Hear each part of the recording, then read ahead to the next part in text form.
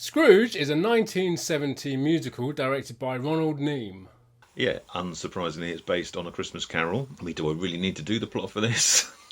I'll do it for those who've never heard of Scrooge. Ebenezer Scrooge is a moneylender in Victorian London. He's a miserly old git who basically loves nothing but money. That's all he cares about is money. He's not interested in Christmas, doesn't want to spend it with his family, hates everybody. He's just a miserable old git. On Christmas Eve, he's visited by his former business partner who passed away a few years previous by the name of Marley. And he tells him that he's going to be visited by three other ghosts, the ghosts of Christmas past, Christmas present, and Christmas future. Lo and behold, he is visited by these ghosts, and he's shown his youth when he worked for a guy called Fezziwig.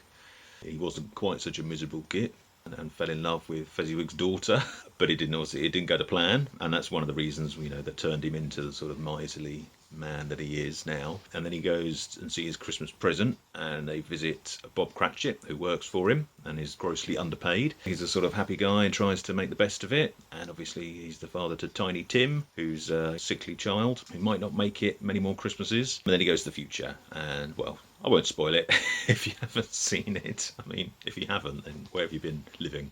Under a rock, I can only assume. You must have seen one version. I mean, there's like 100 different versions of this story, and obviously the original book as well. This is a musical one, not even the only musical one. Of course, we've got Muppet Christmas Carol, which has got lots of fun songs in it. But it's Christmas Day today. It is. So you should either be watching Christmas movies, opening presents, or watching us. Because if you're like me, who's now in tier 4, I can't even enjoy Christmas. So you may as well watch YouTube videos all day long. Whoop-de-doo. So I'm going to take this off. Because I also put this amazing Christmas t-shirt on as well, but you can't see it. So musicals. We don't do musicals on the channel, do we, usually? No. I think this is a first for us. And kind of odd, because I'm not really a fan of musicals, and I don't think you are. Not really, no. Not really. I like the odd one, but no. I just find them weird. The whole idea... Look, if there are people out there that like musicals... I'm not having a go. Oh, there's lots, yeah. There are lots, yeah. But I just find it odd when people just start singing and dancing in the street. I don't get it. Especially when something's so... I mean, Christmas Carol it's kind of bittersweet, isn't it? It's macabre, but then people start singing and dancing. Yeah. I have to say, personally, if you took out all the songs and the dancing, this film's pretty good. It's got some good stuff in there. I mean, it's clearly riding on the coattails of Oliver Twist, this one. Yeah. Oliver Twist came a couple of years before it, the musical version. It's not that film. I think that film's a bit of a classic. This one is... You can see Oliver in there. Having seen Scrooge so many times, various versions. I mean, we did Scrooged, the Bill Murray one last year. And Muppet Christmas Carol, obviously that's a musical. But, I don't know, there's something about puppets singing... and people singing, the puppets, you kind of expect it. And all the songs are silly and, funny. So you kind of just go with it. Yeah. And like you, I don't know, I've just never been that fussed about musicals. I remember, enduring Oliver as a kid, probably at Christmas, because that's when they stick it on the telly. No, I mean, I enjoyed this. It was fun. Some of the songs are a bit dull, but Albert Finney's very watchable as Scrooge. I think he does a really good job. And the makeup, I thought, was amazing. I didn't realise quite how... old they made him look until you see the Christmas past, and he was at that time. Well, he was 33 when he did this. Yeah, I said, wow, he looks really young there. It's like, wow, that makeup job is really good, because you can't really tell. No. Particularly that he's got, they put prosthetics or whatever on him to make him look older. So, I was really impressed with that, to be honest. And, and some of the songs are quite good, and after I'd watched it, I was singing Thank You Very Much to myself. I mean, that's a standout tune, isn't it? Yeah, that's kind of the one I was gonna mention, because I found myself tapping my foot along to Thank You Very Much. But it's I also thought that was quite an interesting scene, because he's in the Ghost of Christmas Future, and it's when he goes back to his place of work, and there's a guy out there, someone who owes him money, and they're all like thanking him. They're kind of, we're standing here today to basically thank Ebenezer Scrooge, and he's like, oh, why are they thanking me? Oh, this is amazing. And he gets up onto the steps and he turns around and he starts giving a speech. Obviously they can't see him, but he gives a speech and they're all like, yeah, but they're cheering to the other guy. And then as his back is turned, his coffin is brought out to the door, and then taken down the steps and put on the back of a carriage. And he doesn't see this. And then the guy starts singing this, "Thank you very much. Yeah. Thank you." And he kind of joins in. And what I thought was quite bizarre was it's very British. It's very macabre. You know, we do that. This kind of strange. They're all kind of, you know, singing and dancing like this, down out in the street, and, you know, jumping up and doing all that dancing stuff. And yet it's about someone who's died, which is very macabre. Which I personally think we do very well. I don't think if you think of Scrooge and some of the American versions, when they do that bit where he sees his death, he actually, so in Scrooged in that scene, there's not loads of people around clapping and cheering. It's actually quite a mournful scene because they're in this big chamber, and then his body goes into the, you know, to be burned, to be cremated, and it's quite dark and morbid. But in this one, although you do have the image of death, as all the Christmas Carol stories have, so you have that strange, spooky image, but then you have this crazy over-the-top dance number where they're singing, and it's all very odd, and I quite enjoyed it for that moment. It reminded me of Monty Python. That could have been straight out of a Monty Python film. You know, especially Anton Rogers, you know, dancing around on top of his coffin as it's dragged down the road. Completely ludicrous, very British, very macabre. And I enjoyed that scene. And like I said, I found myself tapping my foot a little bit along to it. It was well done. I mean, I don't really know much about musical theatre or the music's in it, so I couldn't. I mean, so I was talking to my mum, who is very much into that world herself, and she was saying that this. So I think it was Lionel Bart who did the music for Oliver, but it was a man called Leslie Brickus who did this one, and he's not in the musical world. He's not known to be as good as Lionel Bart. So, you know, but it was enjoyable. But then taking, you know, music and dancing aside, there's a lot of other great stuff. I mean, you've got Sir Alec Guinness in this film, and he was amazing. You know, he plays Jacob Marley, and he comes in and he's like floating around, and even when he's like sitting, he's such a great, because he's like just floating with his hands, and it's just it was quite freaky as well, that moment. Some great effects, kind of some wire work going on. There's a great moment where Albert Finney, obviously he's playing himself as an old man and a young man, and they're in his office, and there's some split screen going on. I was very convinced with that, I have to say. I thought they did that really well. There's a great moment at the beginning, which is actually in the original story, but not a lot of the versions, films and whatnot have done it. And that's when he sees Jacob Marley on the door knocker, and then he goes into his house, and then this ghostly carriage passes him on the stairs, and it just kind of passes him, and it disappears out through the door. As a part, I mean, it's not something don't think I've seen portrayed in another Christmas Carol film, is when he basically goes down to hell. No, towards the end of the film, and I haven't read the book. It's not in the book. It's not in the book. Oh right, okay, there you go. And most portrayals of this of the book have often. I think this was the first one that he falls into the grave and then goes to hell. And I think others have done it. It was a bit weird though. It was slightly weird. I mean, I thought it was interesting set design. It was like it was like a cave with like stalactites and stuff, but some of them had like faces in poses of agony in them and things like that. Yeah, but then you get these men that carry the chains into his office that he's in. Yeah. And they're like big, strapping, muscle-bound, topless men with executioner masks. And I was like, yes. Where are we? What weird club have we just entered into? I mean, it was quite OTT at times, this film. I thought it was a little bit overlong. It's nearly 2 hours. Yeah. Which, again, for something that you kind of know the story inside out, it drags a little bit in places. And I think personally, I found some of the songs drag. I mean, it does suffer from a lot of what these musicals suffer from. You get like, you know, groups of children who do like, you know, I mean, Tiny Tim at one point, he has a song, but it's such like, it feels so old. It's kind of, you know, he's got a very high voice, and it just feels so, ugh. And he just, you know, I mean, the whole point of a musical, I think, I mean, I don't know, but songs are basically just another version of the screenplay. It's like, it's there to carry the movie along or carry the musical along. But if that's not working, it's like a boring dialogue scene. Yeah, you know, you just want it to end.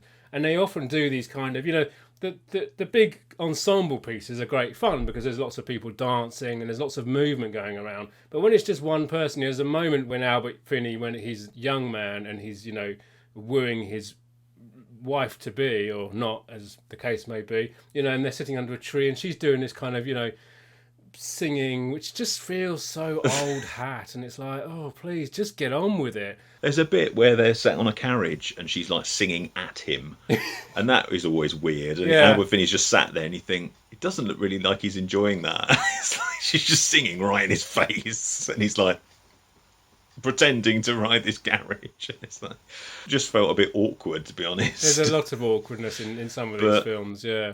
Yeah, you've either got songs that do, that are replacing dialogue moments, like where at the start where Bob Cratchit and his kids are, going around a market buying food and stuff for Christmas. That is advancing the plot because you're watching them go in various shops and go to different stalls and buying stuff. So it doesn't feel like it's just, the film is stopping for a song and then continuing after, because it's carrying on. Whereas other songs, the film like grinds to a halt, have a sing song, and then the plot continues. I think the only one that kind of does stop the film, but you don't mind, is Thank You Very Much, because it's such an up-tempo fun song, and like there's loads of people involved, and it's a big dance number, and it's also it's funny, and you don't mind it taking up a few minutes of your time because it's enjoyable and toe tapping. But there's a few songs in there where you think, just get on with it. But then as someone who loves musicals, probably would be into every single song and can't wait for the next one. I was reading some reviews before we did this, and there's a lot of people out there that like this a lot. They consider it a classic. I think that has a lot to do with whether you grew up with it or not. A lot of people who maybe were born the 60s, maybe went to the cinema to see it, or saw it a lot on the TV in the 70s, and that's a big part of their sort of childhood Christmas memories is sitting down with the family and watching this, and watching it every year and knowing all the songs off by heart because they've seen it so many times. Whereas we were born a little bit later. I might have even seen it on the TV. I don't know. If I did, it was a long time ago, so I don't really remember any of it. The thing is, there's so many versions of Scrooge. You don't have to watch a film version of it because chances are, BBC have done another one. And this is the thing, every year it's like, the definitive adaptation or a bold new vision of Dickens classic. And it's like, just give it a rest, will you? We don't need another version of A Christmas Carol, for the love of God. We've got enough you could watch a different one every year until you die, and you still probably wouldn't watch them all. So it's not really necessary, is it? Just give it up. Or at least give us a rest for a few years, because it does feel like every year there's at least one new version, if not more. Yeah, because last year we got the Peaky Blinders version of Christmas Carol. Oh yeah, who was Scrooge? It was Guy Pearce, wasn't it? It was Guy Pearce. Yeah. I was mildly interested in watching it, but then I think it didn't get any favourable reviews. I don't think everyone said it was crap, so I didn't bother. I started watching it, and as soon as they started swearing, I was just like, really? I might have to check it out just for it was out of interest. So depressing. Was it? If you look at Charles Dickens' work, his work is quite depressing. If you were poor in the Victorian times, it was a depressing place to be. Exactly, it was a very depressing time to live. These are about, Christmas Carol, like I said, it's bittersweet. It's very macabre at times.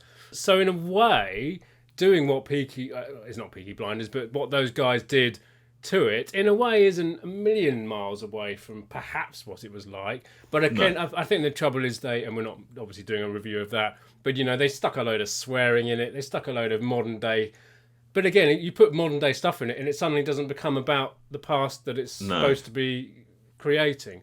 So it just seems all a bit out of place. There have been some pretty atrocious versions of this over the years, and some good ones as well. My brothers were much younger than I was, so they all watched. When the Christmas Muppets movie came out, we were about 15, I think. But my brother, my younger brother is 7 years younger than me. He loved it, so I kind of grew up watching that, and that's a great film. And Michael Caine is amazing, and like you say, the songs are very catchy. They're puppets, so you kind of go with it a little bit more. Other versions. I'm a big fan of the Alistair Sim one because I like him, and that's one I grew up with. My dad was a huge fan of that version of it, and I really like that version. There are earlier ones. This is the first colour version of it, actually. Yeah, so I'm glad I saw this one. It wasn't as bad as I thought it would be. I thought I was not, I was like, musical, but no. And it's got some really nice stuff. And, and Kenneth Moore plays the ghost of Christmas Present. He's really good there too. Alec Guinness was great, and yeah, I recommend, maybe giving it a shot if you want something different to check out. And like I said at the beginning, it was Amazon Prime that we did this. Are there versions out there on disc? Yeah, I mean it's on Blu-ray. I mean it looks like the UK Blu-ray seems to be out of print because it's a little quite expensive. But you can get it on DVD. There's a US Blu-ray which I think is region free, which seems to be pretty cheap as well. So the only thing I thought that the version on Amazon Prime it looked a bit. Yeah, it didn't look good, did it? I don't think it was even HD, so that's probably why it didn't look that great. But it's a film that, because I thought it looks really drab and bland, and it should be colourful. And I did see there was a version on YouTube actually, which claimed to be in HD. I haven't checked it out, but it could be that's a better quality version than the one on Amazon. But yeah, it's probably more upbeat, or definitely more upbeat than the Peaky Blinders version, isn't it? So I think this year we all need a bit of cheering up. Like with any Christmas Carol story, it starts off a bit miserable, but we all know the ending. It ends up happy, and everyone has a great time. And along the way, there are some toe-tapping tunes. I've often wondered, does Scrooge keep it up? Because they often, when I was growing up, everyone said, "Oh, leopard can't change its spots."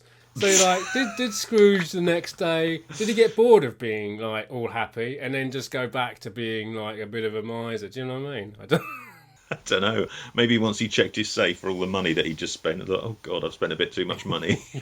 Let's sod that. Exactly. It's too expensive to be nice. They need a Scrooge the sequel to find out what happened next. Don't give people ideas. No, I won't do. Anyway, so yeah, well, the last thing to do really is to wish you all a Merry Christmas. Hope you're having a good day wherever you are in the world and whatever you're doing and in whatever crazy tier. I mean, you're in tier 2. I don't know how that happened. I know. Stupid, isn't it? Well, at the moment, who knows what will happen in the next few days. But no, I mean, if you're on your own, then obviously, hopefully this will all be over soon and we can go back to some sort of normality. But in the meantime, watch a happy musical and cheer yourself up.